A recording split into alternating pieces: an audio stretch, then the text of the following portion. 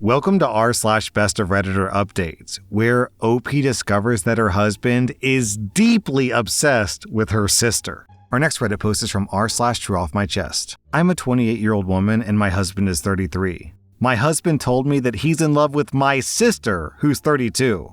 I'm pregnant and I don't know why this is happening to me. My sister and I had a terrible life growing up, with a passive mother and abusive stepfather. My sister was my protector and role model since none of the adults were. My sister tried to shift my stepdad's abuse onto her whenever he got drunk so that he wouldn't hurt me. When she left for college, she let me stay in her bed while she slept on the floor in her student room. That happened after I managed to run away from home. When I turned 16, she let me move in with her permanently. We never saw our parents again. My husband is very similar to my sister. They're both very calm and kind. Both very intelligent. They have the same sense of humor, love the same music, books, movies, and games. It's like a weird, perverted thing that I found the male version of my sister to fall in love with. They get along very well, and that was so important to me because they're my only family. We got married a year ago after 6 years together, and I'm now 27 weeks pregnant with our first baby. My sister met her boyfriend, who's 30, a year ago. He got along very well with me and my husband, although I always felt that my husband never really liked the guy. When I asked him once why he didn't like him, my husband got flustered and told me that he didn't know that it was noticeable and apologized. He told me that he just didn't think that he was good enough for her. My sister's boyfriend proposed to my sister last night. We were just having pizzas and they were having beers in my sister's balcony, and the boyfriend just suddenly went down on his knees and took out a ring. My sister was very surprised, but happy all the same and said yes. When we went back home, my husband was a little tipsy. He told me that he wasn't tired and he's going to take one more beer and watch TV and that I should just go to bed. Later, I went back to the living area and he was sitting there crying. I asked him what was going on, and he told me that he was in love with my sister. He has been for years, but he knew how wrong this was. He told me he loved me very much, and he promised to be a good husband and father to our daughter. He slept on the couch, and he's still asleep now. I'm shocked and full of anxiety. I don't know what to do or how to feel about this. Should I tell my sister? Nothing can be the same again, but she's my only family and my best friend. And as for my husband, is this over? I've been so blind, but now I see everything. Of course he's in love with her. How could I be shocked now? Then OP posted an update. He apologized for hurting me last night. He said that he just felt despair, like he had something very beloved and important in his life and he lost it and was mourning it. He told me he loved me very much and he wanted this to work for us and the baby. I asked him if he loved her more than me, and he said it's just a different type of love. I asked him if he could choose between me or her, and he said that he would choose me. I asked him if he thought that she was more beautiful, and he said that I'm conventionally more attractive. I asked him if he stayed with me all these years just to be near her. He said that I was being unfair to him because he did love me. Is he okay never seeing her again? He teared up and then said that he would do anything to save this marriage. He then added that he had never really had a mother or a female figure in his life. That's probably why he's so attached to her, because she's very warm and loving. I asked, do you love her as a mother figure or do you want to sleep with her? He didn't want to answer, which probably means both. I asked him if he fantasized about her while sleeping with me. He refused to answer and then said, why are you doing this to yourself? I asked, will you lose interest in me if she's out of our lives and it's just us? He looked like he was thinking about this for the first time, and then he said that he would choose me and my baby. He wants to start therapy and counseling because he thinks this marriage is salvageable. Then OP posted another update. We had dinner with my sister and her fiance. My husband was unusually silent and didn't initiate any talk with my sister, and he barely looked at her. It was a nice dinner. My sister was too happy to notice anything, with her engagement and her trip tomorrow. Before she went, however, my husband hugged her longer than usual. He told her he was happy for her and wished her a great trip. Then he held her hand and told her, I didn't congratulate you properly yesterday because I was drunk, and then he congratulated her. He was tearing up. Then he hugged my sister's fiance and congratulated him. He was silent on our way home. He told me he loved me when we got back and that he'll do anything to make this work, but that I shouldn't make any decision while I was hurt. We're starting couples therapy. I want him to be 100% honest. He asked me not to tell anyone about the confession because it meant nothing. I told him that I didn't want him around my sister anymore if I did give him a chance. He asked me how this would work since me and my sister are always together. She'll suspect something, and he still doesn't want me to tell her because he's embarrassed. I told him that he could just minimize his interactions with her. I told him to sleep on the couch again tonight because I haven't made up my mind about my next move yet, and so until then, it's the couch for him. Then OP posted an update which is a bit dry, so I'm just going to summarize. Basically, they started marriage counseling, it's going okay, and OP decided not to tell her sister. Then OP posts another pretty long update. I'm going to summarize the first half, where basically OP discovers that her sister is pregnant. Then OP continues. A week ago, my husband was in a job interview in another city, and he was going to stay there for the week to sign a lease on a new apartment. My sister and her fiancé made the announcement that they were expecting a baby last Tuesday, which was the day after my husband's interview.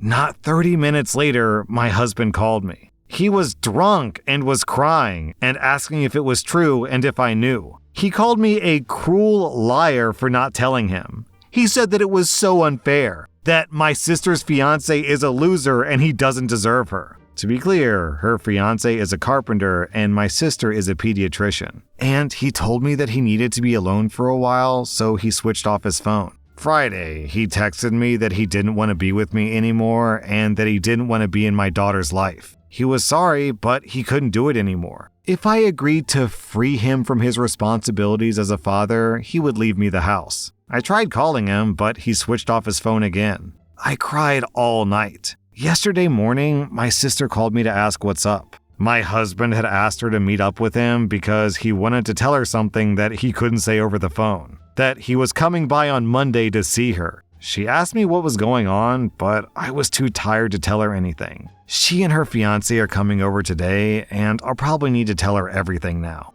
Then OP posted an update. My sister was here, and I told her everything. I told her that my husband wanted to meet her, probably to tell her that he loved her. Or maybe something more sinister, so she needed to stay away from him. Her fiancé was on the edge of his seat with anger. My sister was just crying and apologizing and trying to hug and stroke my hair. I hated her touch. I don't know why. I know nothing is her fault. I told my sister that now that I've warned her, I want to be on my own for a while and that I didn't want any contact with any of them. I've been thinking about moving to another city. I texted my husband that I've told my sister everything and that both her and her fiancé aren't happy. He called me an hour later. He apologized and told me that he didn't mean to freak her out. He just wanted to see her and say goodbye, but that he won't bother her if she feels scared. He's still the same man and wouldn't let anything happen to her. He didn't ask about me or my baby. He's staying in a new place and starting his new job in September. He just thought that he would come back and say goodbye to my sister before moving to the new city permanently. My sister texted me that she loved me and that she would stay out of my way if that's what I wanted, but to please not go through with my plans to move. Because she needs me and she would do anything to make it up to me. I didn't answer. I hate it when she's so perfect and kind. F off.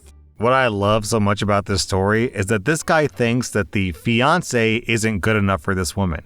And granted, the sister here really is a catch because she protected and supported her sister. She raised her younger sister while she went through medical school and she became a pediatrician, which is just super, super remarkable. But apparently this guy thinks that he is good enough for her when he's a cheating, lying loser. Hey, I'd take a carpenter over a cheating, lying loser any day of the week. Our next Reddit post is from r/relationship advice. I'm a 36-year-old woman and my husband is 34. We've been married for 2 years, together for 5 years, and we used to be very affectionate with each other in a way that was playful, flirty, and warm. A couple of months ago, he decided that I was too clingy and that he wanted to be the one to initiate all physical contact from then on. To be clear, I do not think that I'm clingy. I initiate hugs and kisses a few times a day with a few other casual touches like a hand on the shoulder, but I'm very far from groping him every second. I know that he's also been coming to terms with some issues from a very difficult childhood at that time. So I wanted to give him space and not make this about me, especially as he promised to continue being regularly affectionate. And he has done so, maybe a bit less than before, but we still have some affectionate touches, initiated by him every day, and more intimate activities a couple of times a week. It used to be more often, but again, I know he's going through some stuff. A few days ago, I found out at work that I had gotten a big promotion and bonus. When I got home, I was so excited that I threw my arms around him, thereby violating his rule that he needed to be the one to initiate contact. He immediately pushed me away and got extremely angry. To be clear, it wasn't a sexual hug at all, more like the kind that you would see sports team members giving each other when they win a big game. I tried to apologize, but he started yelling about how I'm an abuser and traumatized him. He asked me to leave.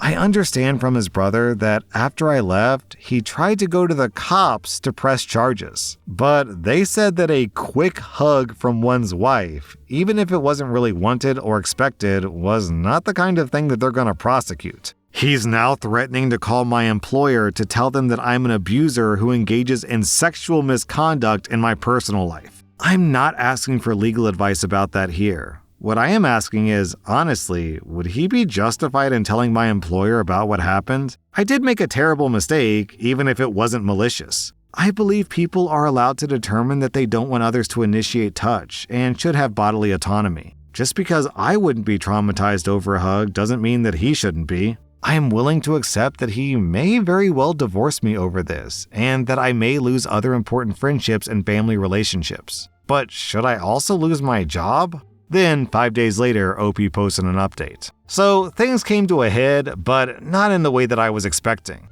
My husband's brother continued to stay with my husband while I stayed at a hotel. After a couple of days, I got a call from my brother-in-law asking me to come home so that we could talk. Turns out, my husband has been having an affair with an intern at his company, a 21-year-old, and is deeply in love and wants to be with her. My husband told his brother about this shortly after I left. He wanted to make me the bad guy, so he first started with the no touching rule, figuring that I would get fed up with it, or that eventually I would make a mistake and he could use that to claim that I was an abuser. And then I'd be the bad guy. It was also a way to reduce intimacy of all types with me while he was falling out of love with me and into love with his affair partner. So he just made stuff up about his trauma flaring up, and he isn't actually having a psychotic break. Although, obviously, he has some level of mental health problems to be doing something so cruel. For what it's worth, he did apologize, sort of. He said that he was just so in love with the other woman, and he couldn't deal with hurting me directly by leaving me right away.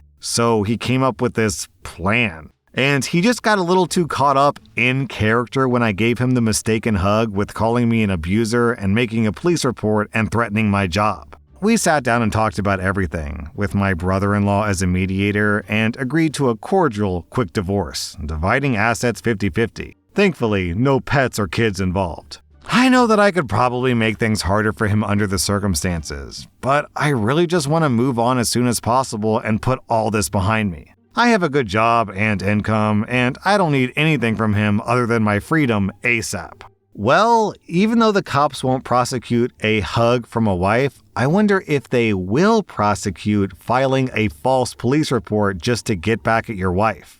Our next Reddit post is from Before Times. I'm a mid-level college administrator. One of my direct reports is positioning himself to move up in a couple of years, from department member to department head. He would still report to me, but the working relationship would be a little different. I need to work closely with department heads, and it can have a major impact on my work and the organization if that relationship is toxic. The problem is that this guy thinks that he is a lot smarter than me. He apparently read something about managing up, and now he's trying to manage me. And he is very, very bad at it. His attempts to manipulate me are clumsy and obvious, but he doesn't realize that I know what he's doing, because he's sure that he's much smarter than me. There's also some sexism going on here. I'm female, and he seems to have some problems with that sometimes. And I'm relatively new to the organization, so he doesn't know me well. Every conversation degenerates into incredibly irritating condescension and smugness on his part. For example, he said things like, My expectation is that you'll give me a hint if you think there might be a change coming up. I'll say, no, not happening. I try to squelch rumors, not spread them. And if there's a change coming, your department head will know first. My expectation is that you will change the meeting time. No, that meeting involved 27 people, and it's been scheduled for a month, and I won't reschedule it just for you. And regarding a minor snafu with the bookstore, I'm sure you understand why you have to have this person fired. I said, let's just talk about how we're going to handle a fairly small problem. And about a trivial department matter that could have easily been resolved before it even got to me, I know that you'll do the right thing and bring this to the chief academic officer, which is the equivalent of a CEO. I just said, here's a solution and what we're going to do. He always ends with a smirk and a slow nod. His body language says that he's certain he's programmed me to respond correctly.